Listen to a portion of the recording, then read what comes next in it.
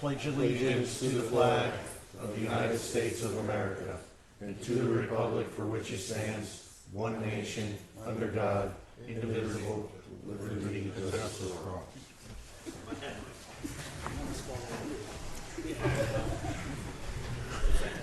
Good evening, everyone, and welcome to the Upper Mount Bethel Township Board of Supervisors meeting December 9th, 2024.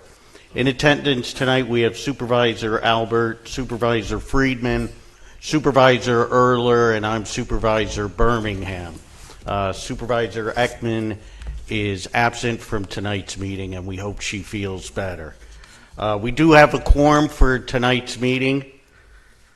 For the supervisors to pass a motion, there have to be at least 3 supervisors present, and we have 4 supervisors. With that being said, have all the supervisors seen the agenda? Yes. Do I have a motion to approve the agenda? So moved. Is there a second? Second. Any other discussion? All those in favor of the motion say aye. Aye. Aye. Motion carries. We are going to go into executive session. First off, we don't anticipate to be that long. It's just our outside counsel goes to bed early, and we don't know if this is going to be a long meeting or not. So if you could just hang out, give us a few minutes. We have some litigation matters that we have to discuss with our outside counsel, and we'll make it quick because we know there's a lot of you here, and we don't want to keep you waiting. So just be patient with us, and we'll be back out of executive session shortly. Until then, mingle, get to know each other, go introduce yourselves. It's a great turnout. I wish every one of our meetings had this kind of attendance, but we'll be back from executive session shortly. A copy of the agenda, it's up here on the podium.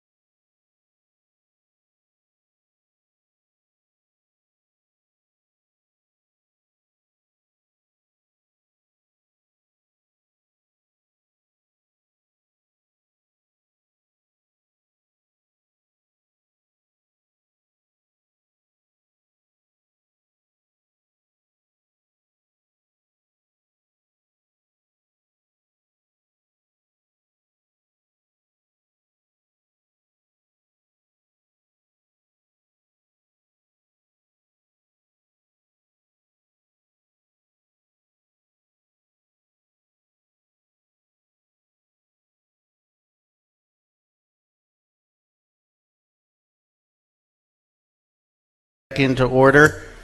It is 7:17 p.m. Thank you for your patience, everyone. Ron, do you want to give a summary? Yes, thank you, Mr. Chair. The executive session dealt with the litigation involving the zoning hearing board decision and discussion with the township's special counsel, alternate counsel, whatever we may be calling him, that is Attorney Cousins, as to attorney-client discussions regarding whether or not there should be an appeal of that zoning hearing board decision by the township. So that was what the discussion was about, and based upon that, if there's any motions, you can make the board can make a motion. Okay, thank you, Ron. With that being said, are there any motions to be made? Mr. Chair, I'll make the motion that the instruct Adrian Cousins to go ahead with the appeal of the zoning hearing board special hearing session. Okay, is there a second? Okay, any other discussion? Was there a second? Yeah, there was. Jason. Any other discussion? Although I don't really agree with the issue going to the special exemption because I don't really think that it's for public use or benefit. I do believe that we kind of have to trust the process that it was under. They are applying to the conditions that we set forward, being the reduced volume, domestic sewer only, and the 100,000 gallons per day for the township could help our Act 537 plant. Okay. Any other discussion? Okay, there's a motion on the floor. It's been seconded. All those in favor of the motion say aye. Aye. Aye. Any opposed? Nay. Okay, 3-1. We're not taking it. Yeah.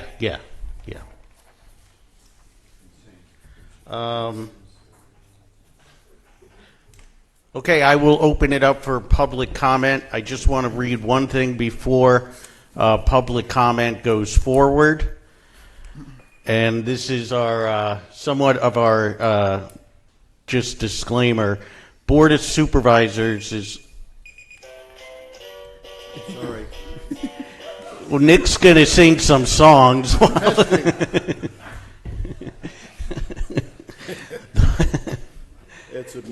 It's always interesting in Upper Mount Bethel, huh?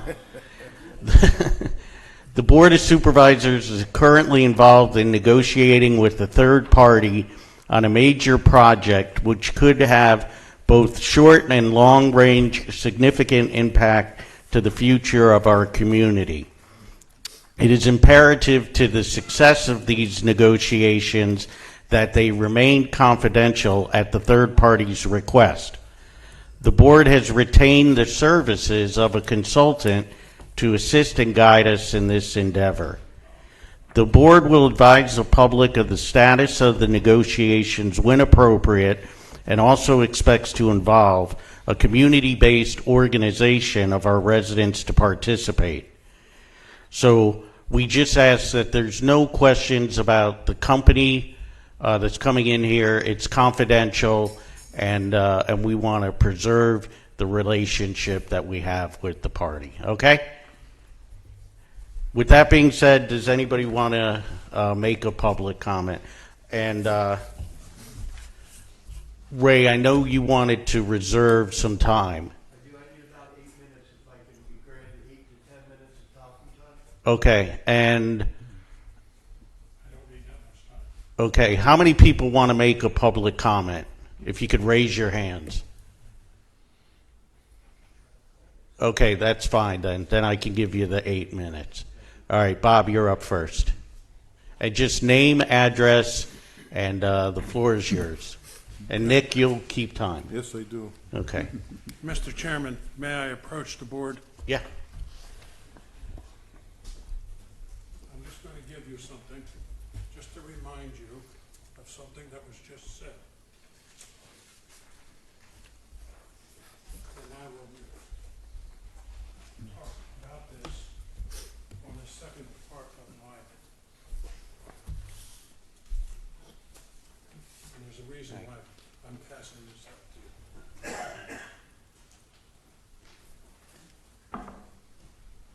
Now, my name is Robert Teal. I live at 2424 North Delaware Drive, Mount Bethel, Pennsylvania, and I am the current chairman of your planning commission, but I'm not here to speak to you in the capacity of my chair. 2 weeks ago, I was not here, unfortunately. I was visiting my daughter in California, but I heard some disparaging remarks by Supervisor Freeman that I was complicit with something else. I found that to be slanderous and unwarranted. I will not put up with that. And if you don't want another attorney in your back pocket, continue on with that rhetoric and we will have that done. Now, last year when Mr. Freeman, Supervisor Freeman, was charged with an ethics violation, it took 9 months for them to investigate it. They did come up with a conclusion that he violated the public's trust. That he violated the public's trust. 1103 is a felony. And this was a violator of the public's trust. John, you know about ethics. You teach it, I believe. That's what I heard. And that should be something to be warranted. Ethics are a very serious allegation. Then he appealed it, and the appeal was upheld, that it was convicted, that he was convicted on the appeal. So there is no more appeals. He is an ethic violator and a current supervisor. We already have one in the audience that's sitting on one of your boards, and she violated the ethics. It seems like it means nothing here in Mount Bethel to violate ethics. He made me promise that if he violated the thing and they found him guilty, that he would stand up and resign. And then in turn, I promised, and he said it twice, I promised that I would, if he found innocent, I would be man enough to stand up and apologize. Well, Supervisor Freeman, you were found guilty. Are you going to resign? This is a comment period. I'm not commenting or saying anything. I doubted whether you would. Which leads me to the second part of that letter that I give you. That deals with the corporation that we're going to be hearing from. And I understand Mr. Freeman is going to be help representing our township. How can anybody deal with a major corporation who their word is their bond and trust if you do not have trust? You do not have trust, you've got nothing. Thank you very much for hearing me. Thank you. Who's up next? Mike.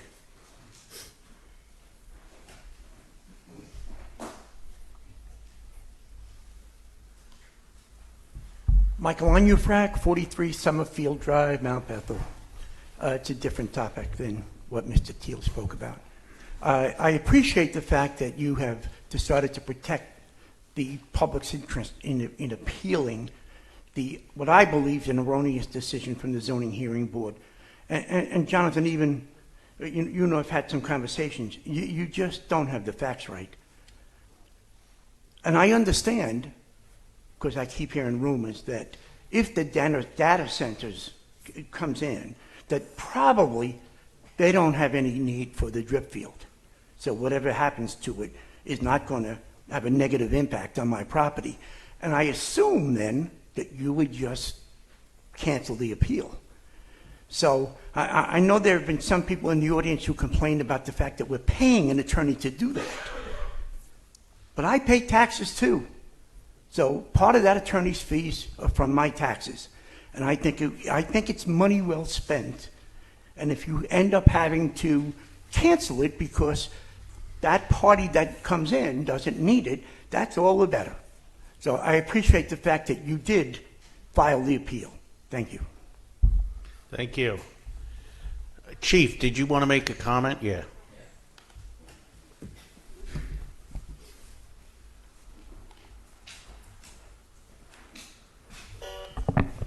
Christopher Finan, Chief of Mount Bethel Fire Company, live on Apache Drive.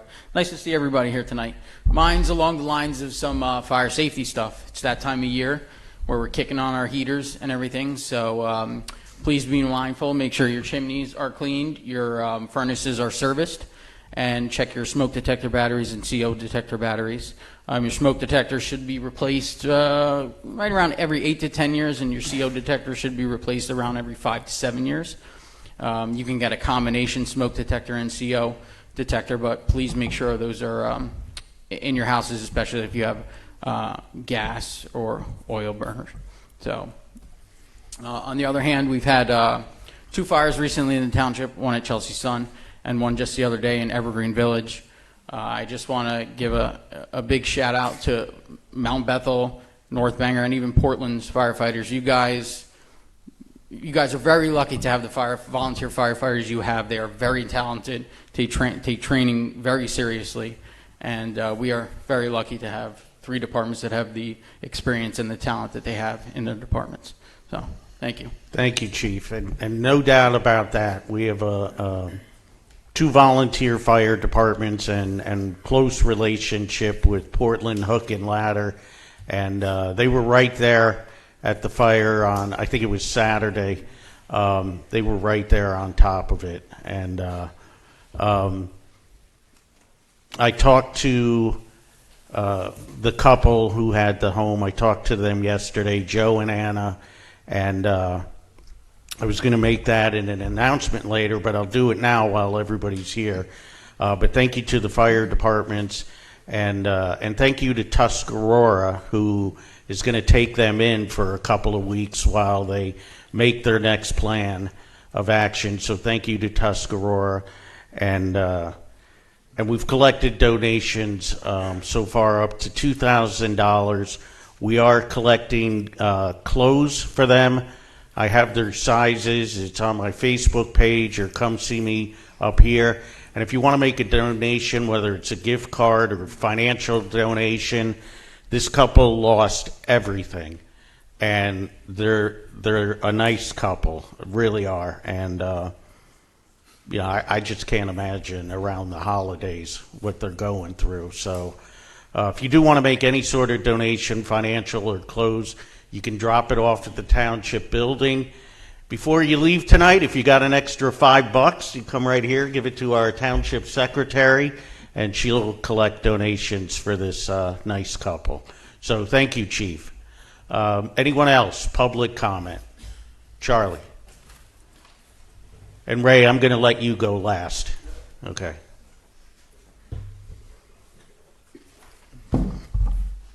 Good evening. Charles Cole, 6 Riverton Road. First, commenting on the zoning hearing board finding, I believe from my knowledge of the lengthy hearing that the zoning hearing board decision to allow the drip irrigation field to happen was in error. It should not have been allowed, and they did it thinking that the conditions that were put on it were the solution to all the problems, and I find them, as an environmental engineer, probably knows more about the environmental issues of things than anybody else in this room. They are vague, they're confusing, and that never should have happened of the approval. Number 2, David Friedman. I'd like to speak in support of David Friedman. I've known David for over probably 7 years, known an awful lot of municipal and government people over the years, and I find David to be socially conscious, civically minded, and a person who is ethical and honest. And the residents of Upper Mount Bethel Township are very fortunate to have somebody that works as hard and as good as Supervisor Friedman. So I feel very confident with him. And those of you who are coming here to ask him to resign from the boss are vindictive, and you're foolhardy besides. Thank you. Thank you. Anyone else? Public comment? Yeah, come on up, Lee.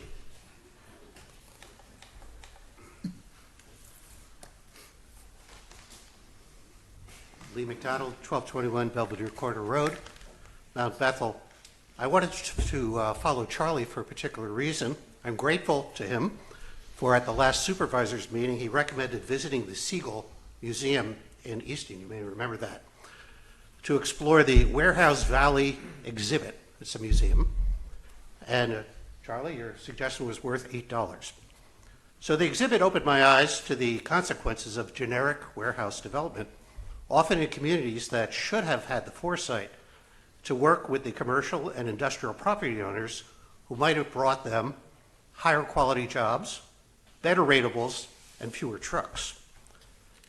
The museum shows our fate if we fritter away our time and resources litigating against one another and the property owner.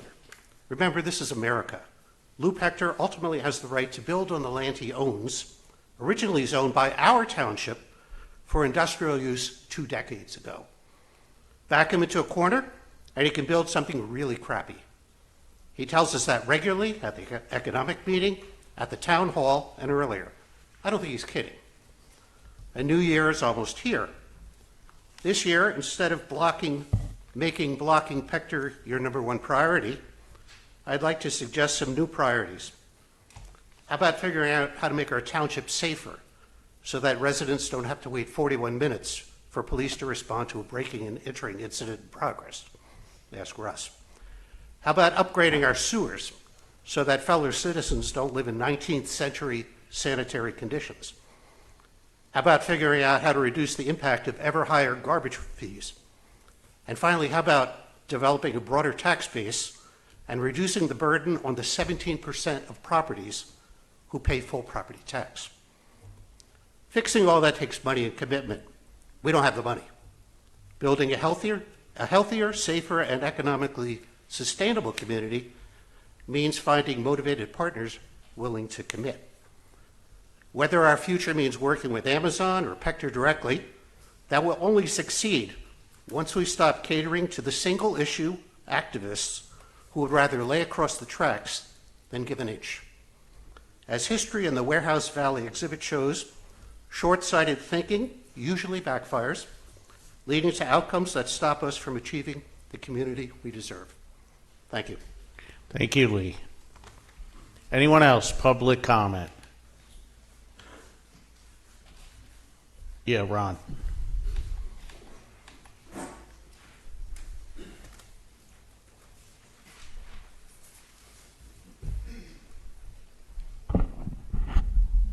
I think I can do this in less than 3 minutes. I'd like to save some more time for Mr. Higgins.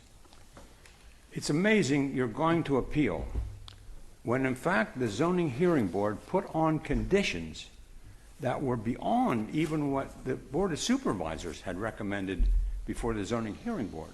So I'm kind of curious, Mr. Cousins, I'm sure will continue to bill us. You're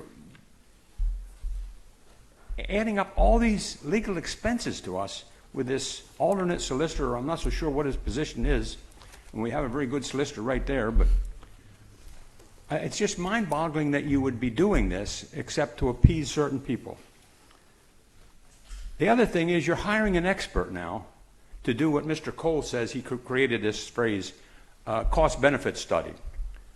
There is no cost. The benefit is Amazon. Look at where Amazon has went with data centers, and look what they've done for their communities and beyond their communities and when they came there. So I'm kind of a little bit mind-boggling about why you're spending $5,000 or up to $5,000 for a cost-benefit study. There is no cost of Amazon coming. There only can be benefits. And it's kind of interesting here because I like to take a look sometimes at national affairs, worldwide affairs.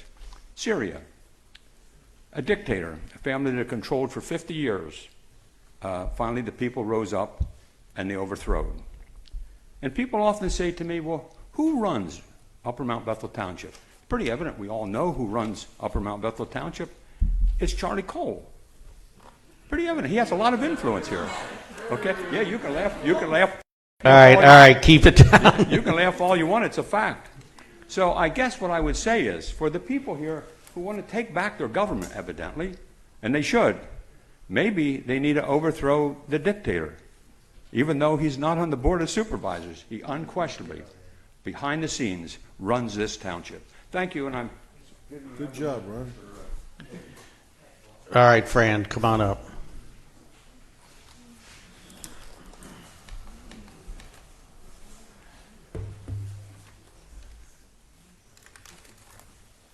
Francis Fisicaro, 3001 North Delaware Drive.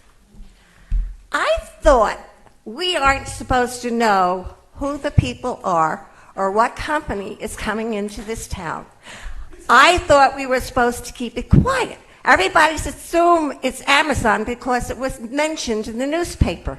And all I hear is Amazon this, Amazon that. I think we better just wait and look at the pros and cons of whatever comes in here. What good is it going to do for us, and how we can alleviate the bad so that they can come in. But I don't think it's right to use Amazon as the name at this point. Do you think maybe if it is Amazon, you might scare them away because there's so much rumors going around? Guys, Ron, please. Ron, go ahead, Fran. It's mind-boggling. You know, it was mentioned in the newspaper that, oh, Amazon, but they didn't officially say it was Amazon. They said they reached out to them, but Amazon wouldn't talk to them. So why assume something that nobody knows but our Board of Supervisors? And I think they have the right to do negotiations for us because we voted them in. And we feel that they are going to do right by this town. We don't need another text amendment. We just need good industry in our town that will help our taxes, help our people, and help our schools. Thank you. Thank you, Fran. And I just ask everybody, when someone's making a public comment, if you could please keep it down out of respect, and it moves the process along quicker. So please. Anyone else? Public comment? All right, Ray, you got Mark. Sorry, Ray, one more. Come on, Mark. He did.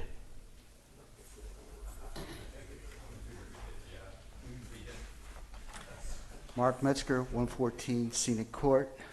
I'm glad to see that there's so much public interest in ethical conduct here. I fully support the premise that unethical behavior is not to be condoned. Much attention tonight appears to be about what should be done about such conduct or the appearance of it. Until Supervisor Friedman's matter is fully resolved, actions only appear to be unethical conduct. So in this message, in deciding what to do with these matters, one needs to consider the severity, what's at stake, what the potential harm to the community is, and what the alleged benefits to any perpetrator would be. So let's take a look at an example. As I understand it, one of the issues under the appeal of the zoning board decision is the failure of Jeff Manzi to recuse himself. Records show that in March of 2020, Jeff Manzi had a financial interest in a property at 241 Decker Ferry Road that was then sold to Black Dog Development Partners, a Lou Pector-owned LLC, for $260,000. At this time, Mr. Manzi was the vice chairman of the Upper Mount Bethel Zoning Hearing Board and the chairman of the Bangor Area Commercial and Industrial Development Authority, BESIDA. About a year later, it was determined that the BESIDA owed the Bangor School Board $190,000 in funds that the BESIDA did not and still does not have. Now, there were subsequent transactions between the BESIDA and RPL East involving the power plant property, and I don't have enough time to get into that. But the long and the short of this is that RPL East, that is Lou Pector, paid the first installment of the BESIDA's debt to the school district. They have no other source of income, so where the rest of those funds are going to come from is still yet to be unknown. Okay? This is problematic since Jeff Manzi testified that he has not entered into any negotiations with Lou Pector, neither personally nor professionally. It was Mr. Manzi who cast the deciding vote for the Zoning Hearing Board's decision to approve a special exception request. Mr. Friedman, Given that no fine was levied and that it was stated in the ethics decision that no further action would be taken, I asked the board to pass a motion issuing Mr. Friedman either 50 lashes with a wet noodle or perhaps a warning letter not to do this again, since there's certainly nothing there. For Mr. Manzai, I asked the board, and thank God you passed the motion to appeal the zoning hearing board's decision, based on Jeff Manzai's apparent conflict of interest with RPL and other significant procedural deficiencies exhibited in the zoning hearing board's process, including what the planning commission did. I believe the court should then decide what these outcomes should be. Thank you. Thank you. Anyone else, public comment? No. Ray, come on up. And Ray gets 8 minutes. 8? Yeah. Ray Higgins, 580 Centerville Road, and I want to start by thanking you for the extra time. So I'm going to read into it, and you guys can discuss it after. Thank you for giving me the time to speak at tonight's meeting. I'm here to speak to you on behalf of a growing group of residents that are concerned with keeping the integrity, honesty, and honor of our supervisors and our township leadership both intact and accountable. I'd first like to say this is not an attack on the supervisors, or for that matter, the supervisor that's involved in the situation I will be talking about, but about the actions that the one supervisor, David Friedman, and the ruling that the panel of judges handed down on the matter. On October 4th, 2023, the Ethics Commission found Friedman guilty of violating Section 1103 of Public Official and Employee Ethics Act.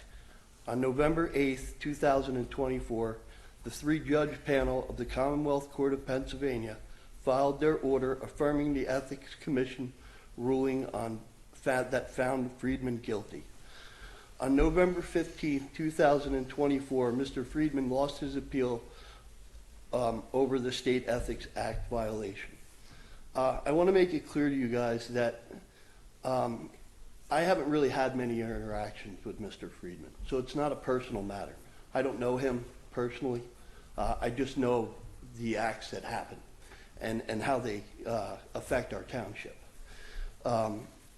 So with that being said, I'd like to say that there are other supervisors that are on the board that I am friends with. And if it were one of you in the same situation as Mr. Friedman, I'd also be up here asking for you to step down. Friend or no friend, there's a right and there's a wrong to what you do, and there's consequences to what you do. During the process, I didn't believe that there was any need to get involved in this, in the matter. Mr. Friedman deserved the right to legal counsel and a legal process. Now that Mr. Friedman has gone through the legal process and was found guilty, not only do I believe that we have the right to ask Mr. Friedman to step down, we have an obligation to make sure that the integrity of our supervisors is held to the highest standard. I ask the supervisors to take this seriously and recommend that Mr. Friedman resign effective immediately. This is a terrible look for our town. To have a supervisor who's been convicted of ethic violations and have it plastered all over the media. It's on the internet, it's on the newspapers.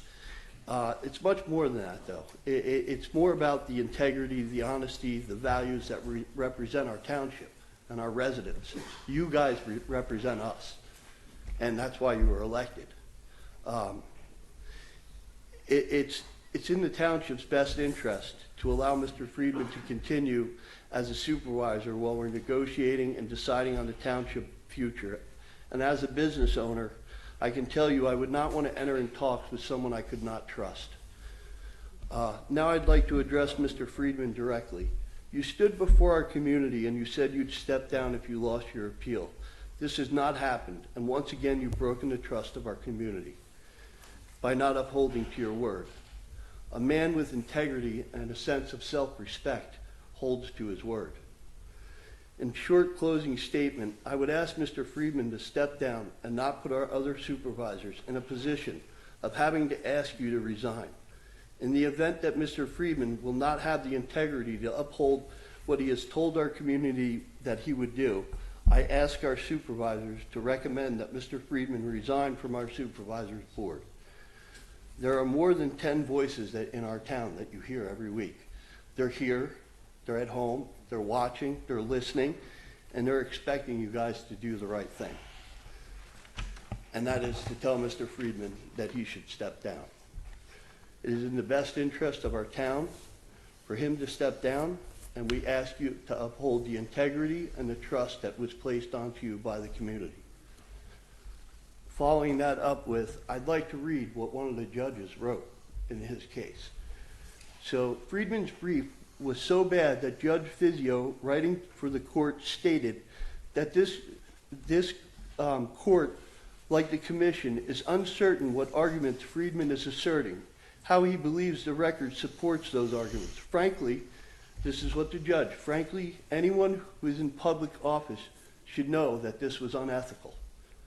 It is even more appalling to our court that we read of the flagrant disrespect of the rules of the appellate procedure,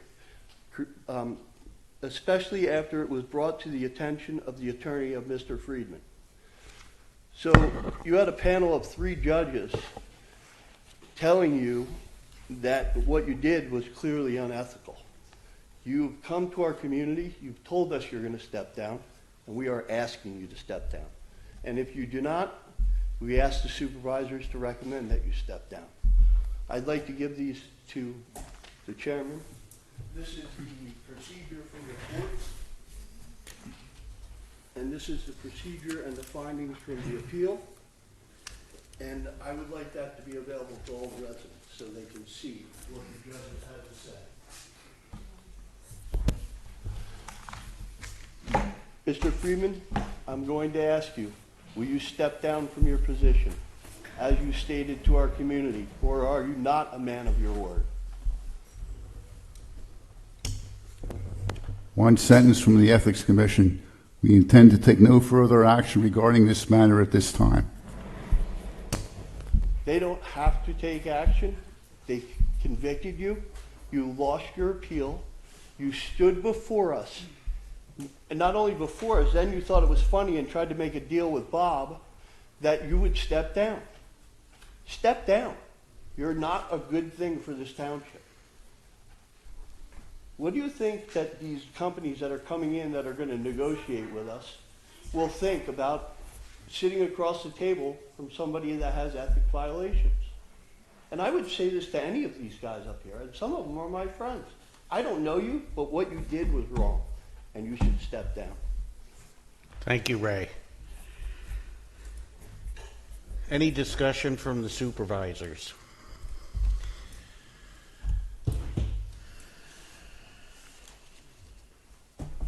I'd like to make the recommendation that Mr. Freeman give it another chance to present the resignation. I'm sorry, I didn't say it again. I'd like to give Mr. Freeman another chance to present the resignation. Okay.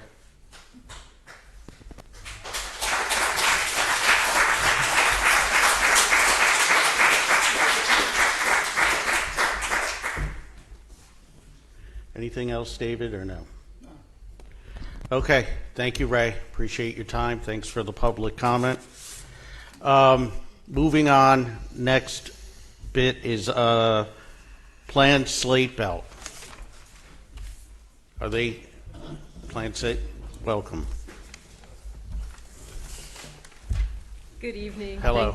Hi, I'm Becky Bradley from the Lehigh Valley Planning Commission, and I'm joined by... Hello, my name is Joey, for all you don't know. I'm regional planner at LVPC.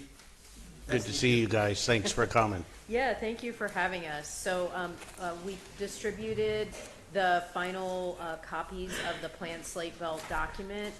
It has been reviewed by all the participating communities that are part of the plan. And as you know, all of you have been working for the last 4+ years on getting this document together, and it kind of has several broad goals, 6 broad goals that are tied into the future of the township. So it's a balance between growth and preservation, high quality of life, efficient local and regional governance, a resilient transportation and infrastructure network, a strong farming community, and a prepared student body and workforce. We've already kind of heard about the need of some of these things already this evening.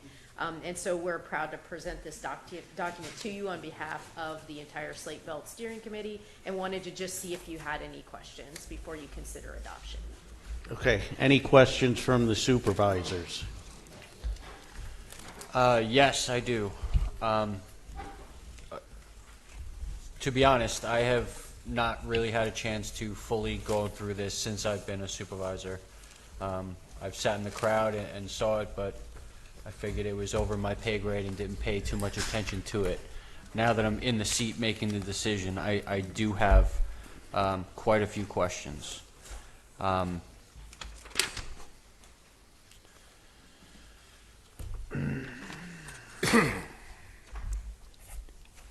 This requires the cooperation of all the municipalities. Has there ever been a history of something like this actually working, or is this going to be a long, drawn-out process that we might not be able to see the end of a single action? No. In fact, there's a lot of good examples all around the Commonwealth. There's some very close to you. The Nazareth area has a 10-community multi-municipal comprehensive plan. They've just updated it. I think it was last year or a year and a half ago. They adopted their revision of that. So they're going into, I think, at this point, like 15 years in. The Hellertown area has one as well. Northwestern Lehigh, and that's honestly, that's like a similar group of communities to what you have over here in the Slate Belt, like a mix of boroughs and townships of various levels of development, but a significant rural component along with some suburban components as well, and some industrial components. They are in their second plan. They just adopted it a year ago, and they're actually doing coordinated zoning as an after action item. Everybody keeps their rights, but that's not what we're discussing today. But that's working out for them, so they don't have to have uses in certain communities if other communities have them, just because they don't have the road or sewer or water capacity. So they're even doing implementation more than what's in this plan, though you could do that if you chose to, but that's not really what's in the plan. That's what I was, as a resident, that's what I was hearing was the main draw to this, that if we didn't want to have a garbage dump or low-income housing and another municipality takes that, we would benefit without the loss. Yes, and some of your partner communities in this already have some of those uses, as you're aware, and so that's true. You would not have to accept any additional uses like that unless you want to, and again, that's a local choice, and that local control is a key part of this. And Plainfield Township and Lower Mount Bethel are no longer in this plan, correct? That's correct, yep. Okay, what were the reasons that they are not in it? Do you know? Yes, so Lower Mount Bethel has had some growth pressure, as you're aware, in a different way because they have the stuff coming kind of up from Forks. Plus, they weren't sure what was going to happen with the RPL here, and so they went ahead and updated their comprehensive plan on their own, as well as updated their zoning, just because they were fearful of some growth, and there was some uncertainty in whether other people would adopt the plan or not. So they left pretty early, like last summer, I think. And then Plainfield Township, as you probably know, I'm not telling you anything you don't know, but they've had almost 100% over change in their supervisors, and their new supervisors, and a new manager, a new engineer, a new zoning officer. So they were like, wait a second, we want to get our community organized before we do anything else on our comp plan. And so they decided to kind of take it slower, and that was okay. And there was respect amongst all the communities in those decisions. We do have the largest industrial and commercial zone in this entire pamphlet. Would the revenue that we would see just to our own township be split to all the municipalities? Nope, you keep whatever would be yours now would remain yours. So you keep all of your rights as a local government, including taxes. Okay, I see that in this copy, Ed Nelson is still on the steering committee. He was on for a while, so we wanted to recognize his participation, but we can put him as participating between this date and this date. If you want us to keep that in there or take that out. We just wanted to acknowledge that he did participate for a while. Okay. Because I saw in the newer book, it's two different people. Yeah. It's now only David Friedman and Judy Hinkle in the, I'm guessing, a revised copy, the thicker book that I have here. Yeah, that one that had Ed in it is the data companion, and so that was created while he was part of the steering committee. And we can update that with the current people, but then acknowledge who participated along the way. When you start a plan, you kind of look at the data, like what's happening in the community is a basis to have the conversation of where do you want to go from here, right? Like facts are important. And so that's why that's that way. But we could definitely put the current supervisors and participants in that data companion. The steering committee is open to being altered, because I see that we only have 2 representatives as opposed to everyone else having 3. Yes, and you've always had the opportunity to have 3 participants. You still retain that right. Okay. It's whether we couldn't get another one, but yeah, if someone wants to, sure. Okay. No, the fact is that the third member was supposed to be a member of the Planning Commission, and I had advised the chair of the opening, but we never got a response.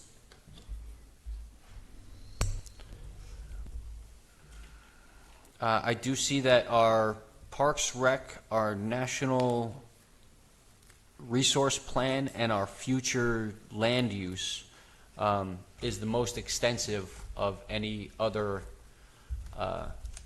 participating township. Will that affect us in any way? Do we have to alter that? Alter what? Our use plan. Oh. Yeah, and I think I know where you're going with that, and if I don't, just stop me and I'll try to figure out. Everyone else is almost blank. Yeah, besides ours, which is almost completely filled in. Yes, so first of all, you're the biggest community just by like land area. But what the future land use plan does is it aggregates all the other stuff into just a very general map. So the details are actually held in those specific maps. And I'm going to try to find here the page number for you. I've got it on my phone here. You're on pages, your details are on pages 58 and 59 of the plan. And that gives you more specific details of like existing land use, also looking at your traffic patterns, infrastructure availability, and how that layers over with your natural resources. And then that general map just kind of aggregates it across the group. But you really want to use that very detailed map that has a lot more that you can look at on page 58 and 59. In addition, Joey and Kenzie Geisner in our office have an online interactive map that once everyone's adopted that we're going to publish, so you guys can actually zoom in, zoom out, click on different data points, and use it after the adoption of the plan as well, which gives you even more detail than this. Because a static map's a static map. It shows a lot, but it can only show so much. And if you turn on all of those things at once, it becomes kind of hard to read. That's why there's layers of maps in the book. I did go on the website. I only saw this on the agenda as of Friday, so I didn't have as much time to really grasp a hold. And I do believe that this is a large agreement that we would be putting towards, given the future. Also, when you're looking at land use, you're comparing it to boroughs like Bangor, Rosetta, and Orford that don't have open space usage like parks that are bigger than ours. Yeah, it says it in the recreation area. You're trying to compare apples and oranges sometimes, like when you're looking at that. There's only us in Washington Township that compare the land use. And everybody else is small boroughs. So. When I look at your general land use plan and I look at, I mean, that's a very good point. But I look at the kind of generalized map, which is back on pages, well, your township is primarily on page 47, but it's also a little bit on 46. What that tells you is you've got a lot of assets that are natural resources or those character defining areas. But you do have development areas where you could extend sewer and water and that sort of thing. You do have some significant rural development, but you also have more development, especially get closer to Portland. And so you've got a lot of different varieties of types of, we call them assets inside our office because everything has relevance. And so you've got a good variety. You do just happen to have a huge portion of the mountain. Plus you got the gap. If the other townships and boroughs wanted to rezone and have us rezoned, would we have to go by that, being in this agreement, if we chose not to, but everyone else wanted to? You don't have to do anything you don't want to. Again, this is all about you retaining your rights, and we would never suggest that you do otherwise, by the way. So if We think all the that's other important. boroughs did a rezoning, we could exclude ourselves from that, Correct. being in this plan? Correct. In fact, they already have things that you don't. Like, you don't have high-density housing, Yeah. but the way that the state law works is you have to allow every conceivable use somewhere in the township. It may not make sense for you to have high-density housing. Well, Bangor already has it. So as a result of that, even if you don't do anything to your zoning now, you have legal protections from, let's say, building that type of housing. You don't have to allow it anymore once everyone's adopted the plan. So right now, it's in the adoption process. You're the first community on the calendar to go through the adoption process. We have 2 more this week. Where are you going to be tomorrow night? I'll be at Penn Argyle. Okay, Penn Argyle tomorrow. And they've got some higher density uses that you don't have. And so that's kind of the trade-off, right? If you do want to do more high density uses, you can. That's your right. But no one can tell you what to do with your zoning.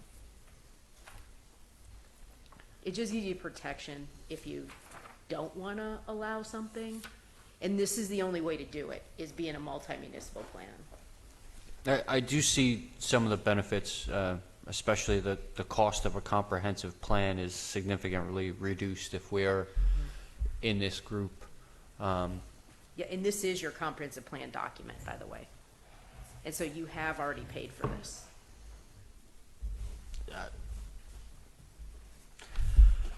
I'd like to make the motion to table until I actually go through this and read this, and I know that this has been been in front of the township for a while now, but this is the first time that I really get to deep dive into it.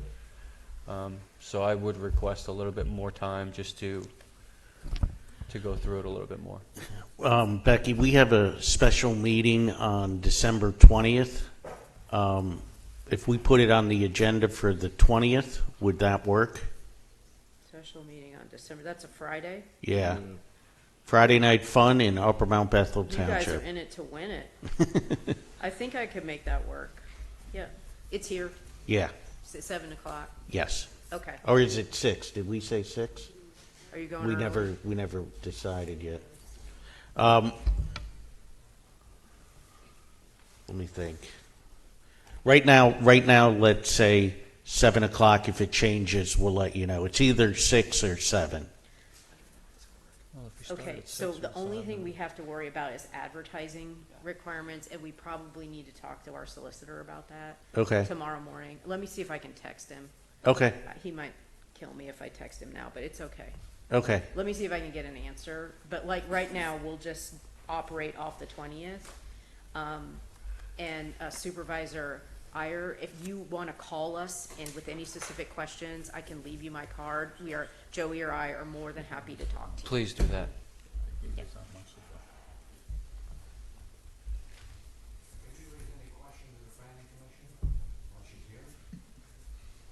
What's that, Ron? Can we raise any questions of the planning commission while she's here?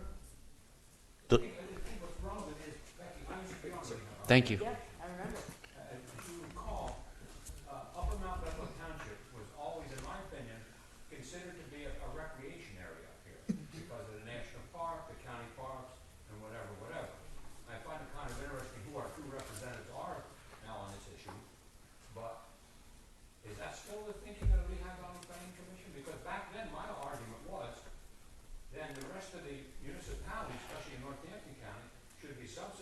Upper Mount Bethel Township if we're providing the recreational land for them? Sure. Some of that was a while ago. You do have a lot of recreational assets. They're already in recreation, but we propose a balanced growth model because you do have to have some preservation. You do have to have some growth. So it has to be balanced across the township in a smart way, and that's really what it's about. Oh, I'm sorry. I'm sorry. Okay. Yeah, it's the plan is more of a thinking of a balanced growth model, and we were working directly for the township on this plan, by the way, as well as the other communities in the plan. Who are you working with the township? Representatives?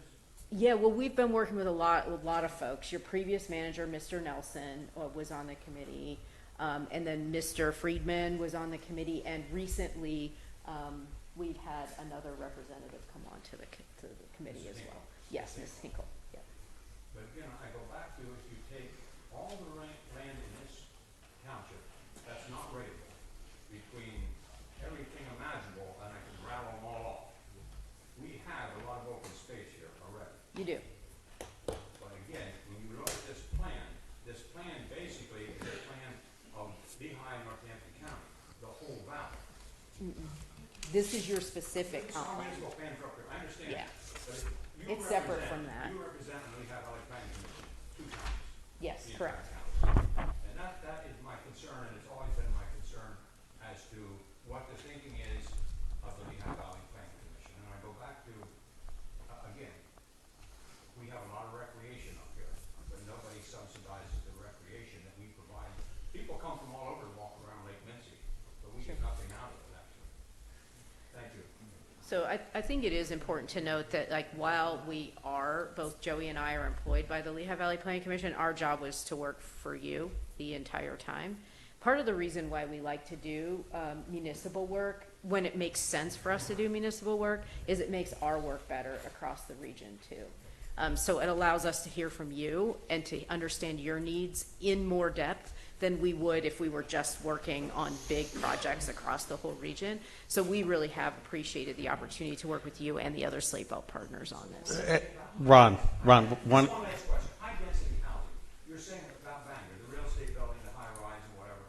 Okay, let's just say a major corporation, because we're not supposed to mention the name of what it is, comes in here. And these employees now are making wonderful wages and doing wonderful things, but they need a place to live. This would be a factor in not providing the housing for those people, because if you take them No. That's not it. It's a balanced growth model. I understand your term balance. Yeah. But again, how we receive part of our funds to run this township It's is taxes. earned income tax. Yep. Earned income tax is paid by where you work, sent back to where you live. Yep. So I pay it too. Unless this industry that comes in, that we can provide housing in this township for them, we won't benefit from the earned income tax. Yeah, and it doesn't mean you can't have housing. It's more, it gives you an opportunity to look at that for general goals. Ron, it's enough. I gave you a couple questions. All right. So Becky, there's been a motion on the floor. Well, okay, yeah. I just have one more question. Sure. I'm sorry, but how much has our township paid towards this plan already? I wish Vicky, our accountant, was here. I think about 7,000, and normally it costs you about 50,000 to do a comprehensive plan. But that was one of the benefits of working with us, is we could spread it across the group of communities to do the work. And then also too, Northampton County has been a partner in this as well, covering any additional costs. Okay, thank you. Okay, so December 20th, 7 p.m. right now. There's a motion on the floor. Is there a second to Supervisor Erler's motion? What's his specific motion? Give your motion again, John. Motion to table the planned slate belt adoption until December 20th. You mean the resolution? You mean the resolution? Yes, the resolution. Yeah. Then word it properly, please. Just reword it. Motion to table the planned slate belt resolution until December 20th. Number 202430. Okay, I'll second that. Any other discussion? All those in favor of the motion say aye. Aye. Any opposed? Nay. 1 nay. 3-1. Okay, so December 20th is when. Cindy, if you could put that on the agenda, please. And we'll put you on right in the beginning so you can get out. And again, I just need to check with our solicitor because of the advertising requirements that are in the state law that works. So we'll try to get back to you in the next 24, 48 hours on that. I mean, I have a question. So that means then because this was the hearing for it, or like the meeting for it, for the plan, then the resolution that's going to come up later in your agenda, that's what you just tabled. Is that correct? Yeah. So The resolution's been tabled, So yeah. you When don't we have come to here for the address that 20th, we'll later? be voting on the resolution. Say it again, Becky. So you don't need to address that later in the meeting? No. Should we stick around? Or? No, you can take off. Okay, all right, just Yeah. checking. Unless you want to have some fun and entertainment, hang around. We'll leave you to it. Thank you. Thank you, guys. All right, if we could just keep it down just a little, just so we can get through this, please. If you need to talk to someone, you can go right out in the hall. There's water in our regular meeting room, and the restrooms are back there as well. Next up, Roman numeral 6 is final 2025 budget adoption. Nick? Okay, Mr. Chair.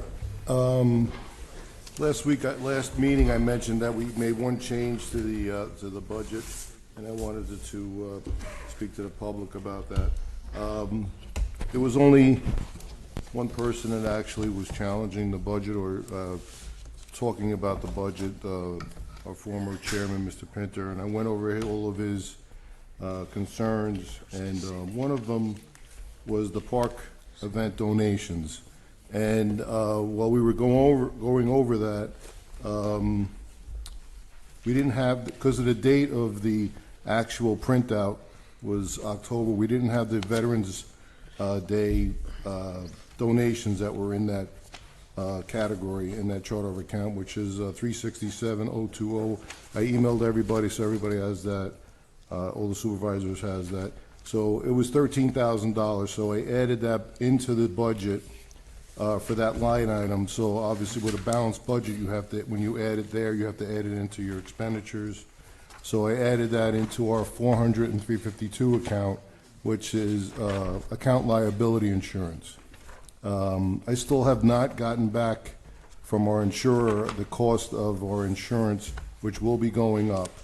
I just don't know that amount yet. I'm still working with him to make sure that the increase is bearable to the township. So that $13,000 is going to be slotted into that account. So that's the only change. So the balance, the budget, actually, the amount. Let me go back to my budget.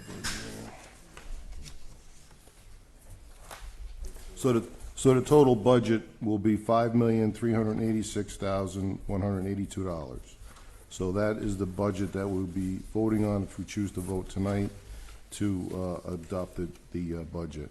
So that was the only change that I put forth into the budget that we needed to do. If there's any questions or concerns, we could discuss that. Any questions from the supervisors? I met with Nick previously for a good 2 hours, and Yeah. we went over all my concerns and points that I was looking into, and he satisfied everything on my end. Okay. Yeah. Okay. Jason, Dave? No questions. Okay, is there a motion to be made? Mr. Chair, I make the motion that we adopt the final 2025 budget.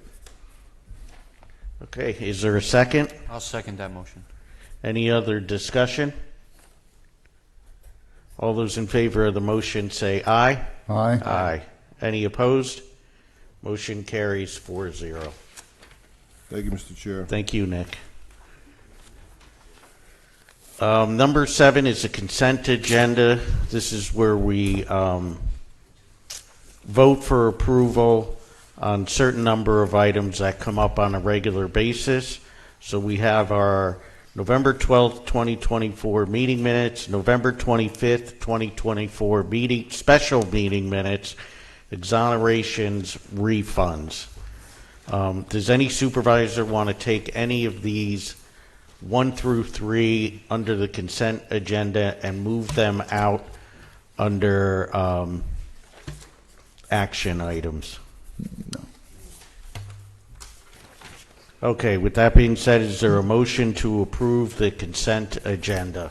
Mr. Chair. Okay, hold on one second, John. Is there a second? Second. Okay, go ahead. John, did you have anything you want? Just going to make the motion. Oh, okay. Any other discussion? All those in favor of the motion say aye. Aye. Aye. Any opposed? Motion carries. Roman numeral 8, financials bill list. Nick? Yes, Mr. Chair. The general fund, we have $271,082.34. Interim bills, ACH, $10,195.02. Rec fund interim bills, we have $407.75. Fire tax account, $430.96. Road machinery fund, $4,520. EIT open space, $2,106.50. Liquid fuels fund, $3,763.94. Then our escrow accounts, we have RPL Planned Industrial Park West, $33.75. Philip Jones Minor Subdivision 2, we have $162. SNCC lot line adjustment, $2,080.25.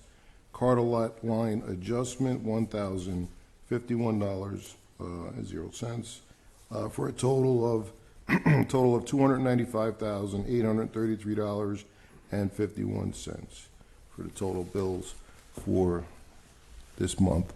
Mr. Chair, I just asked for a motion to pay the bills.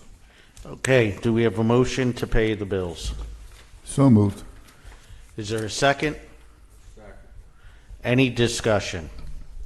Nick, I had two questions, I believe. On page 5, the shred event.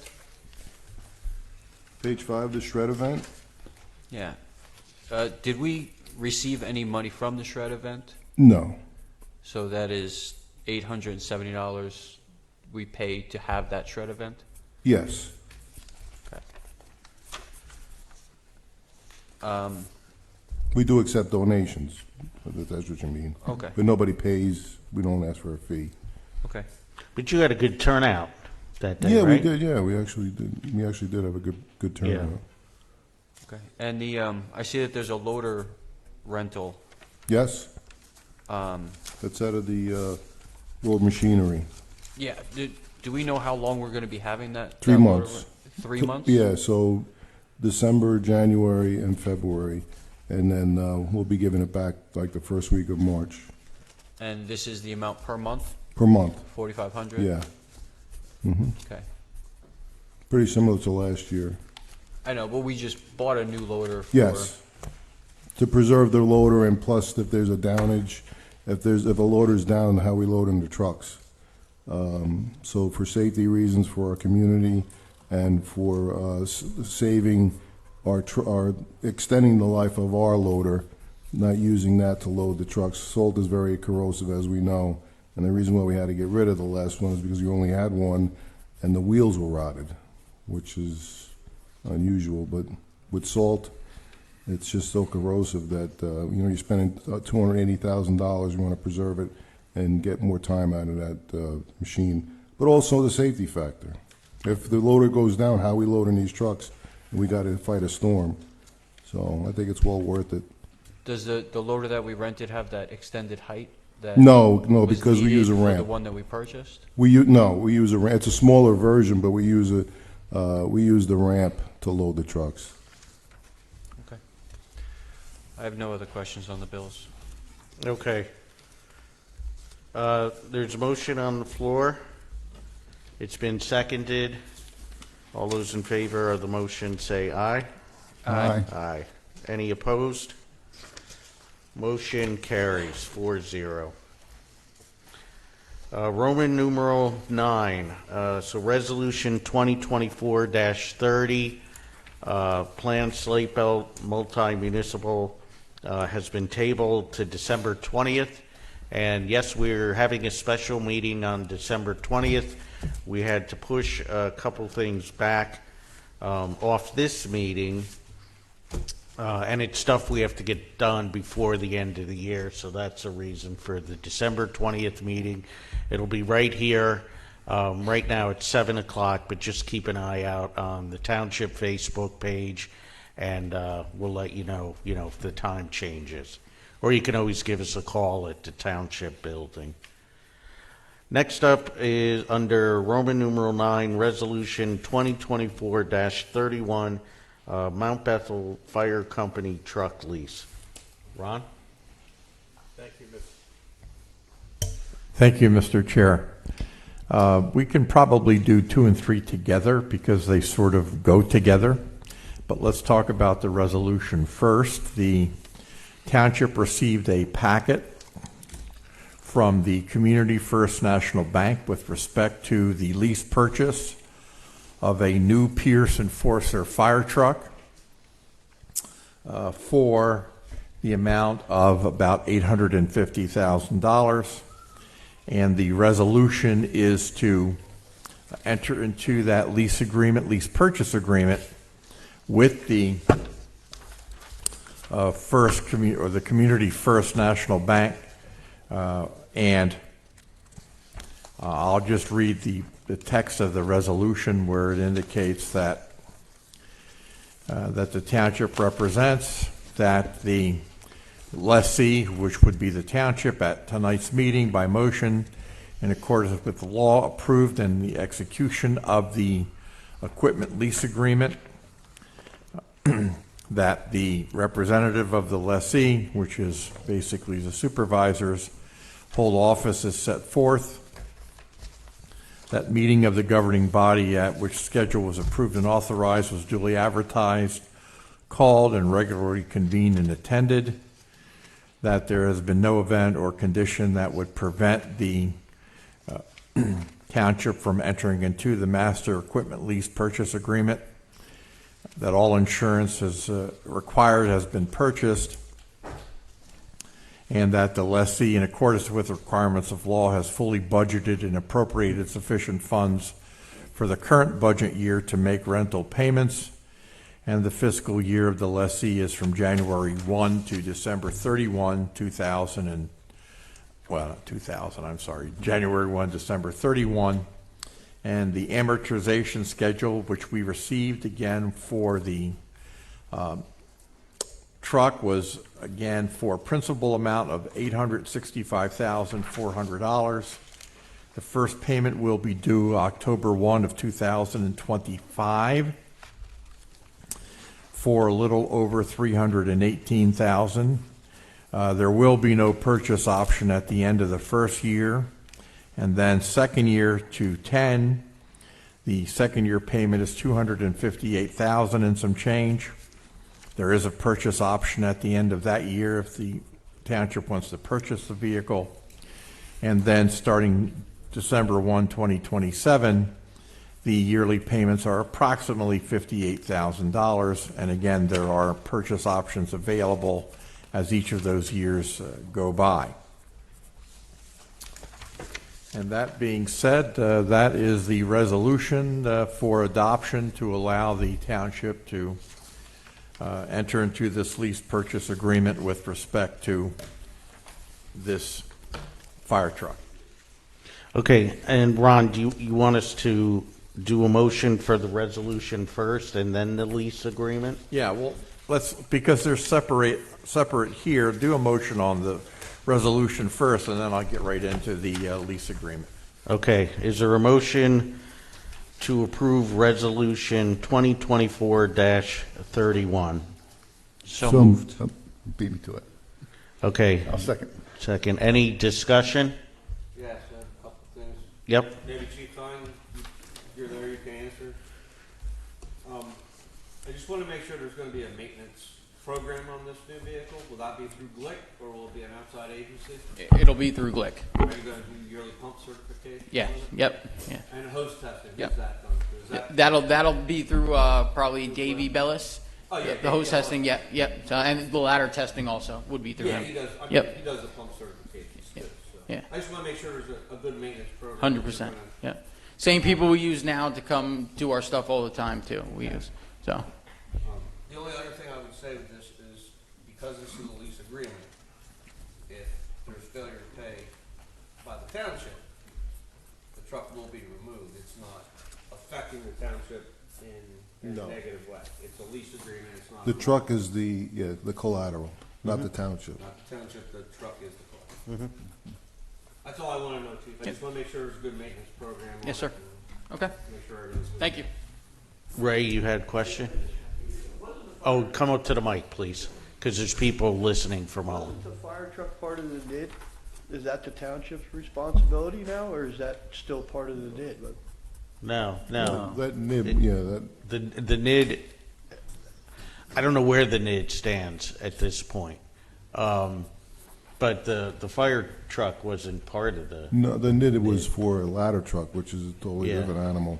yeah, Not for this road. not for this one. They're replacing their old, an engine that's old, that's outdated. Now, if we enter into some agreement with whatever company may come, is that something that we can get them to take over? Well, just to explain really quick, there's something called the Community Benefits Agreement that the township negotiates with the company. And it's like certain, so we're gonna have to talk to Right. the fire chiefs and say, hey, what do you guys need? Okay, so Chris would tell you what he would Yeah. want as part of that agreement then? And so would North Bangor, yeah. Okay. All right, that's all. Thanks. Okay, so there's a motion on the floor. It's been seconded. All those in favor of the motion for Resolution 2024-31, say aye. Aye. Aye. Any opposed? Motion carries 4-0. Okay, Ron, lease agreement. Okay, so everyone understands what is occurring. The township is entering into a lease purchase agreement with the Community First National Bank for this vehicle. The township then enters into a lease agreement with the fire company, where the fire company agrees to lease the vehicle from the township, and there is a lease agreement that has been prepared with respect to this matter. This is very similar to the same type of arrangement that was done for the North Bangor Fire Company in 2017 or 2018. And the lease agreement basically indicates that, as was indicated by Supervisor Albert, that there is a maintain, one of the provisions are that the fire company has to maintain the equipment in good and operable condition, that any defects in the operation or use of the equipment will be addressed by the fire company with the manufacturer, not with the township. That if a warranty claim is made by the company and the company receives any money pursuant to that claim, then it has to turn over that money to the township to reimburse the township for its work. And again, there are a number of duties and obligations here. As we've indicated, keep the equipment in good and operable condition, be responsible for any damage or loss to the equipment, have the equipment driven and operated by only competent, skilled, and adequately trained volunteers or employees, use the equipment carefully, properly, and only for the purposes intended, that unless the parties otherwise agree, to garage and keep the equipment at the Upper Mount Bethel Firehouse, not to make any changes or modifications or alterations to the agreement without consent of the township, report to the township any damage or loss or destruction to the equipment. The fire company cannot sublease, assign, or allow operation of the vehicle by any other person, association, entity, or firm, and to make sure that anyone who is operating, driving, or using the fire truck are properly trained and in its operation, use, and driving, and to make sure that they provide evidence of that. So again, now there are other provisions in the lease The lease is approximately 12 pages long, and it has the standard lease provisions, but again, this is the same type of arrangement that was entered into with the North Bangor Fire Company when they purchased, or when the township purchased their vehicle in, again, either 2017, 2018. I don't recall exactly. Okay, any questions from the supervisors on the lease agreement? Okay, and Ron, you want a motion for us to go ahead and sign this? Yes, to approve the lease agreement. Is there, let me check with our manager, is there something outstanding on this or not? I don't remember. I sent it to you today, Ron, about the FEMA loan that you asked for. Okay. So I don't know if you have that in the lease agreement. I mean, we're responsible to pay for that to them. It has to be paid through the fire department. All right, so let me get that straight here. There's a PEMA loan? Correct. And who is that with? That's with the state. I know, but Yeah. who's the person, the debtor? The fire company, the township? Well, the fire company is, but there's going to be 2 liens on the vehicle because of that loan, because there's 2 loans actually. Okay. But they are going to be the debtor on that? Yes. Okay. And what exactly were you requesting in that regard again? Refresh my recollection. Well, you requested the information about the amount of the loan. Yeah, but what did you request to add to the lease? And then I said, well, I need more information. I just can't add this. I'm not following you. That's the only thing you asked. That's the only thing that you added, that you wanted to add to the information that you were looking for. You asked for the engine. Let me see here. The pumper truck, the engine that they're selling. Yeah, I need the make, model, and serial number of the engine they're selling. Yeah, I gave you I sent that to you. You sent that today? Okay. Yeah. And that the monies from that sale will go towards that 2% Yeah, loan. whatever that money, whatever the money that they would get from that engine, that will go towards the PEMA loan.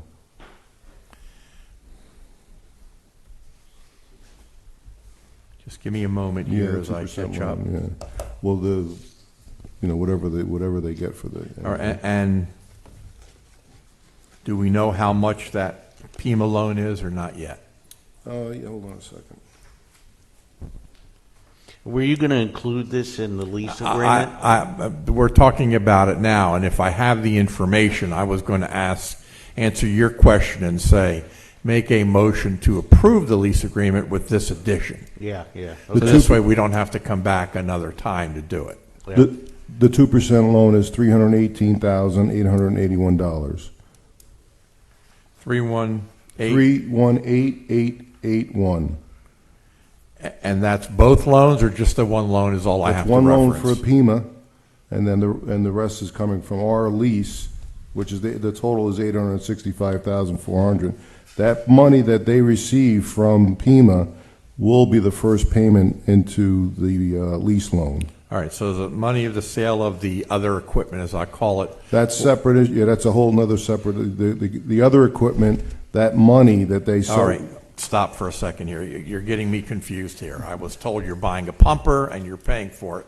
Now I'm told there's other moving parts to this. Well, you requested them from me, and I sent it to you. No, you asked me, can I put in the lease agreement the fact that this loan can be paid? And I said I can put anything in the lease agreement, provided I know the details. So I'm trying to get the details. Okay, so what else? What other details do you need?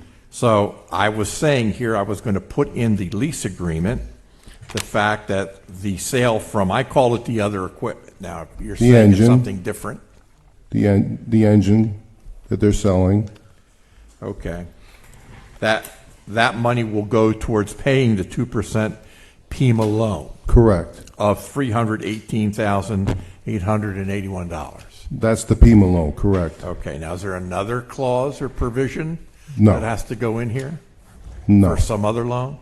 No. Okay. Just that loan. All right. On our lease. All right, now this old man is clear, so thank you. So that being said, Mr. Chair, if you could add that or make a motion to approve the lease with that provision, then I'll add it, and then I'll just send it over, and it can be signed in due course. Chief, were you going to say something? Yes, we were just talking about back there. The sale of that used fire truck we're selling, it's not going to be $318,000. It may not even be $20,000. So that's why we didn't put a number on it. That's why we just said whatever funds we get from selling our old engine will go towards the PEMA loan. So I just wanted to clarify some of that. Right. Sure. And the money, the COVID money that we had sitting there is also going towards this Right, truck, correct? correct. So the $300 and something thousand that was sitting there initially for a new engine, that's going towards the total of the 800 and something also. Correct. Okay. All right, Ron. My head hurts from going back. I got to lie down. A lot of numbers. Give us the motion that you need. The motion would be that with the addition to the lease agreement, that the sale from the engine or equipment of the fire company, whatever those proceeds of that sale are, they will go towards payment of the 2% PEMA loan that the fire company has in the amount of $318,881. Now, again, I understand they only get $10,000 for the vehicle, but I need to put the amount of the loan in the agreement too. So with that addition, I'm asking that the supervisors agree to the lease agreement so it does not have to come back again. If you're not comfortable with that, well, then don't make any motion on that tonight. I'll make the change, I'll send it in, and then it can be voted on either the 20th or the end of the year meeting the 30th. Your call. Yeah, no, I'm fine. I'll go ahead and make the motion that we include the language that Ron just suggested in terms of the loan amount and the proceeds for whatever the Mount Bethel Fire Company gets from it. I'll make that motion. Can I just ask one more question before you make a motion? Well, I made the Ron- motion. Hold on one second. Okay. Motion's been made. Is there a second? I'll second so we can discuss it. Go ahead, Nick. Thank you. In your lease agreement with the township and Mount Bethel Fire Department, did you, I don't know, maybe you did say it, but I didn't hear it. Who's responsible to insure that vehicle? Hold on for 1 second.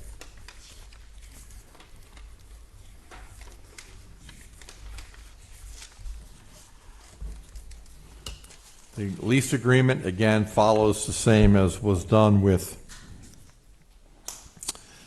the North Bangor Fire Company. Township shall provide a comprehensive insurance package, liability and casualty for the equipment.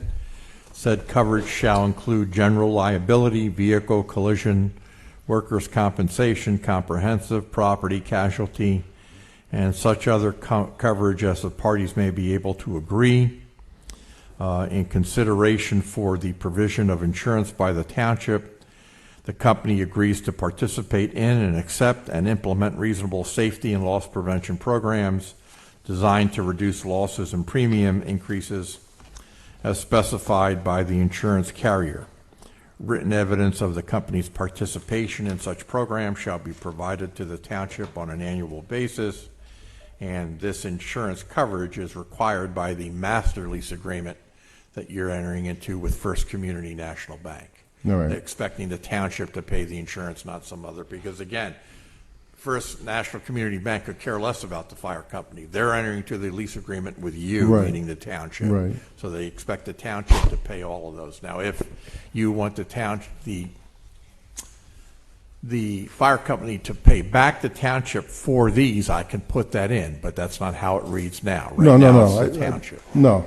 That you answered my question. I didn't hear it when you were talking. That's why. I mean, you might have mentioned it, but I didn't hear. That's fine. That's fine. That's exactly what we have the agreement with North Bangor. Yeah. Any other questions? Okay, there's a motion on the floor. It's been seconded. All those in favor of the motion say aye. Aye. Any opposed? Motion carries 4-0. Next up is the consulting agreement for business development This is the consultant that we talked about, and I think it was at our last meeting where we had in place a cap not to exceed $5,000. The consultant sent over the agreement. Ron, do you want to just give your thoughts on that? Yes, I looked at the agreement. Really, it's a very shortened version of an agreement. It's basically one letter, one page of one letter, and it indicates that the agreement is for an initial phase of 8 weeks, that there's an initial fee of $5,000 that's due and payable upon signing the agreement, so basically it's a retainer deposit, that if there are expenses that are approved, they're also payable in addition to the initial fee, and the scope of the work basically indicates that the consultant will have site visits, insights on additional data center plans, and to act in the best interest of the client. And that's about all it says. So now I also attempted to determine if we could get reimbursement of this amount from other sources, and I have not been able yet to get any confirmation in that regard. Okay. All right, any questions from the supervisors? All right, is there a motion to go forward and sign the agreement? So moved. Is there a second? I second. Any other discussion?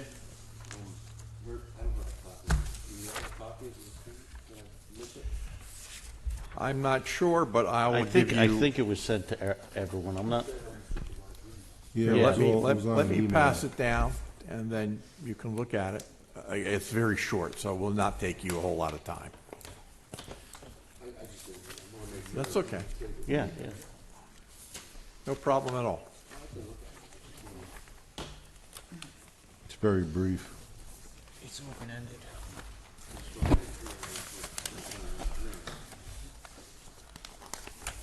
I do want to say that I brought up the recommendation of this person to the EDC, being the liaison, and I didn't get a very well response to it. I do still think it's the township's best interest to secure him going forward. I wish they would have looked into him a little bit more and gave me a feedback, probably maybe even an alternative to him, but I was not met with that. It's my look. I'm not a supervisor, and it's not my intent to step on your toes. But it's my understanding that you have someone in this crowd itself, Mr. Bill Hall, that this is what he does, and maybe he should be considered if, in fact, if that's a person that maybe you're not comfortable with. Just saying. I just put the name out there so that they can give me a little background. I did a little research on him. This person has dealt with this form of business before, and his scope is pretty encompassing. He worked on both sides, so I think he would have a lot of information of what the town can ultimately benefit and what they're able to provide, and not kind of overreach and grab at things. Fine. That's all right. But thank you for your recommendation. Was there a motion and second, Mr. Chair? Okay. Okay, there's a motion on the floor. It's been seconded. All those in favor of the motion say aye. Aye. Any? Do you want this? You can keep it if you need it. Are there any opposed? Okay, motion carries 4-0. Okay, we'll open it back up for public comment. 3 minutes. Come up to the podium, state your name and address. Lee, you're up first.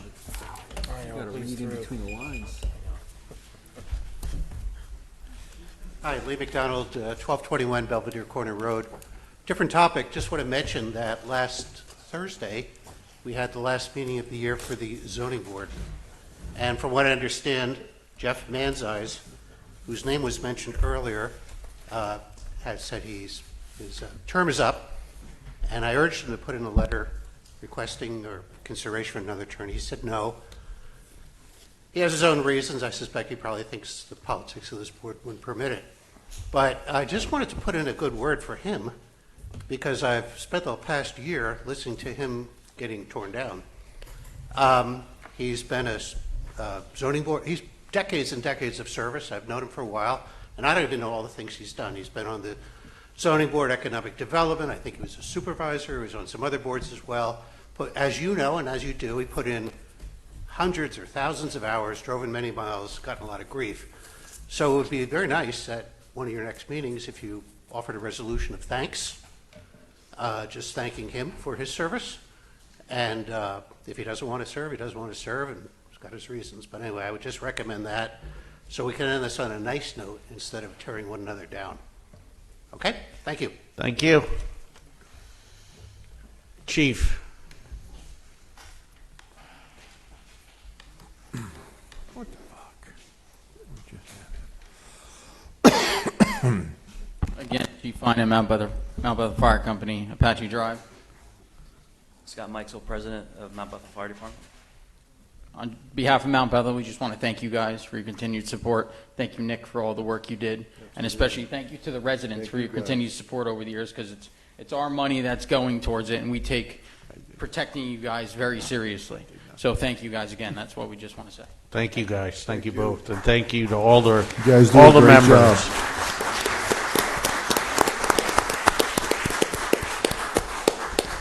Anyone else? Public comment. What is it? Requested for the following meeting after your December 20th meeting. Could we have that at the fire hall? And could we also have more time to speak at that meeting? Let me take it under consideration, but I will think about it.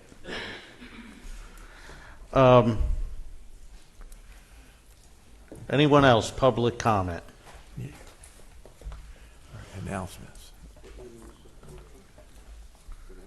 To December 20th. December 20th. All right, is that it?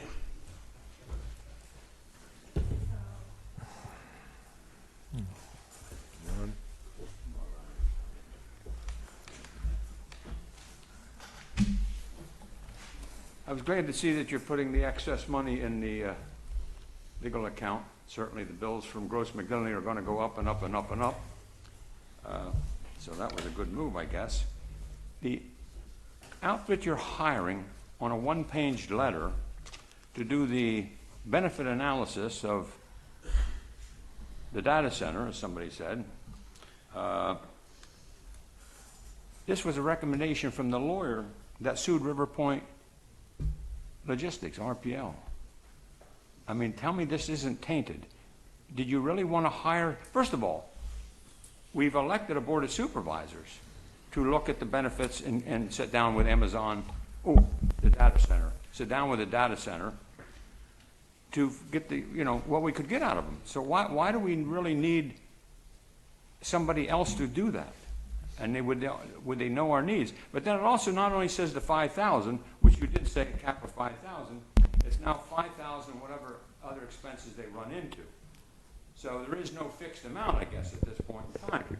But it does seem strange. This is the outfit that was recommended by the lawyer who was opposing RPL. Do you think this is going to give you a fair opinion? Yeah, I'm not sure what you're talking about, Ron. We have the consultant, and it's not a cost-benefit analysis. It's a community benefits. It's a benefit. I shouldn't use Mr. Cole's cost-benefit. You're right. It's a benefit analysis. It's a benefit agreement. A benefit agreement. Yeah. Okay. But again, certainly the Board of Supervisors know what the benefits would be. Why would you not be able to do this on your own? And why have we moved this far along on the data center without some of this having already been done with the person who's going to bring in the data center? It should have been done ahead of time leading up to this, because that's your best chance to negotiate to get these things. Ron, we can't answer the confidential nature of this. If you want to talk later on, but I can't do it. Well, I can't talk about when it. we say about the confidential nature, pretty much everybody knows who it is at this point in time. And certainly there's a great deal of things could happen for this township that would be beneficial and wonderful, quite frankly. That's what if we're and when they working come. on. But if you keep throwing up these, what I call roadblocks, with all these other things you're doing, they could tomorrow morning say, ba-boom, we're going somewhere else. We haven't put up any roadblocks, not one, Well, let me tell you, I know a roadblock when I see it. not one. Yeah, Anthony, come on up.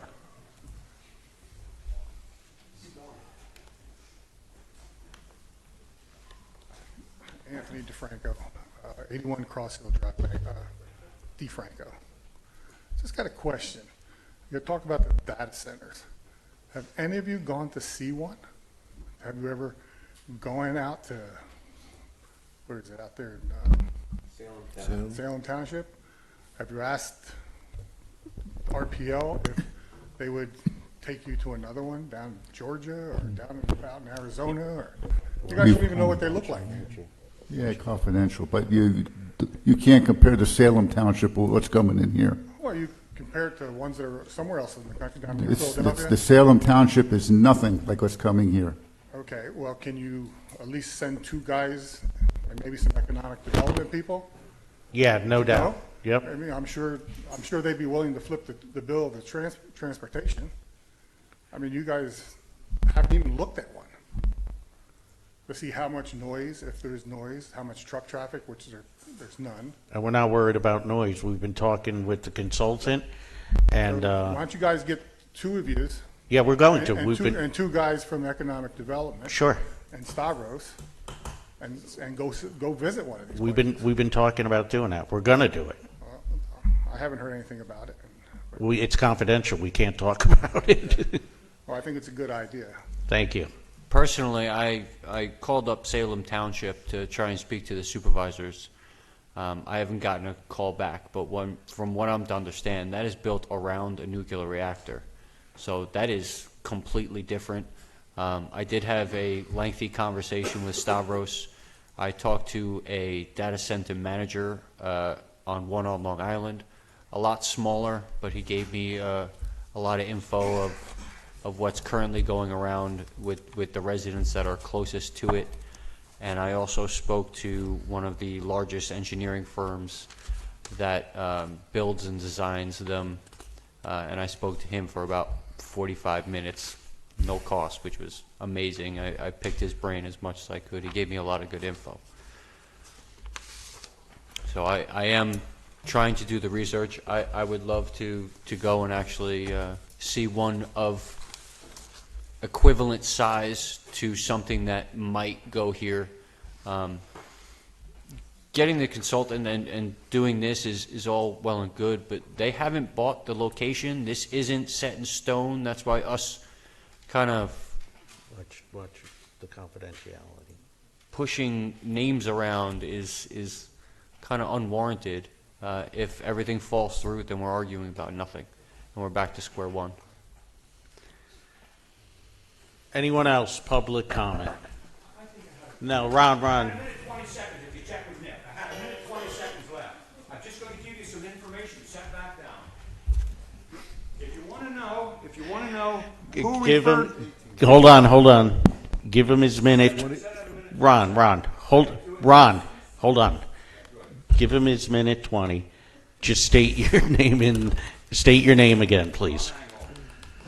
$52 million highway, Upper Mount Bethel Township, Pennsylvania, United States of America. Now, if you want to know who brought in this person with the 5,000 retainer and the add-ons, it was Charlie Cole's lawyer, Crystal, who brought him in. Thank you. You know, you guys can fool a lot of people. You can't fool Ron Angle, because I know too many people, and I know too much shit that goes on.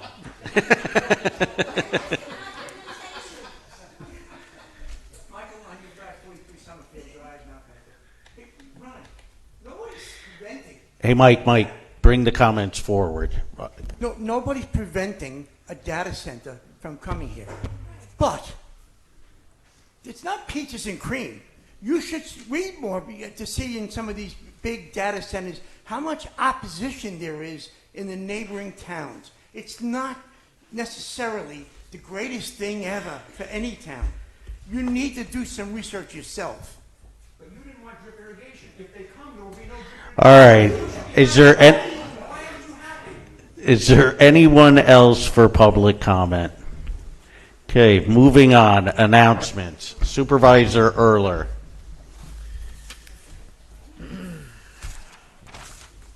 I only have one, that I would like to hold office hours next Monday, 12/16 at TK's, 7 p.m. That's it. Okay, thanks. Supervisor Albert. Hey, why is everybody leaving? We're doing our announcements. Jeff, Just like a meeting. stick by. I got some announcements. Keeps it easy. All right, go ahead, Supervisor Albert. Supervisor Friedman. None at this time. Okay, I'll give my announcements. Okay, so the announcement's going to go out for the Christmas decorating contest this week. Supervisor Erler, I was going to ask, for those who want, do you want to keep track of the entries of those entering the Christmas decorating contest? So basically, any house that wants to be in it, I know you said you want to be a part of this, any house that enters the Christmas decorating contest, they would be directed to email you. That's fine. Okay, they'll give you their address, and then you'll compile the list. Are we able to, within township boundaries, rate people that don't submit entries in case that they don't watch these meetings or come to the meetings, that we kind of say, hey, congratulations, you're the nicest house in Mount Bethel. Start watching the meetings. We could do something. I think we did something like that one year. We can do something if you know of a house, that should be entered. Email the address, so we could do something like that. So, like, if you drove by and saw a house and said, "Hey, so and so house on Saddle Creek should be in this contest. They're amazing," then you could enter it. Yeah. So I think we can do that. So you could either enter your own home's address or another address that should be in it. And So, I yes. just want to point out that it's kind of comical because this is the first year that my house doesn't have any decorations on it. So You better get to work. Funny that I'm going to be the judge. That's all right. Now, that'd be big help. That'd be great. Christmas event at the Chelsea Sun, December 22nd, from 4 to 6 p.m. Santa and Mrs. Claus will be there. And it's a free event. You can come and bring your kids. They can get a picture with Santa and Mrs. Claus. You just have to bring a camera or use your phone, and you can take a free picture or pictures. And then there's going to be hot cocoa and cookies.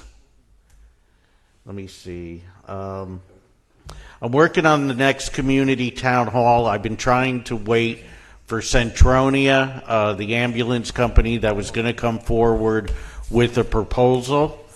And they're still having a little difficulty getting the info from Washington Township, so I'm working on that. I hope to have something this week, and then I'll schedule the next community township meeting. And